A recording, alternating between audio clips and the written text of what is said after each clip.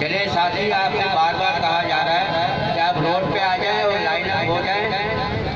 मैं जब तक एक नाथ शरीफ का नजराना पेश कर रहा हूँ, उम्मीद है कि इस नाथ के आप लाइव हो चुके होंगे।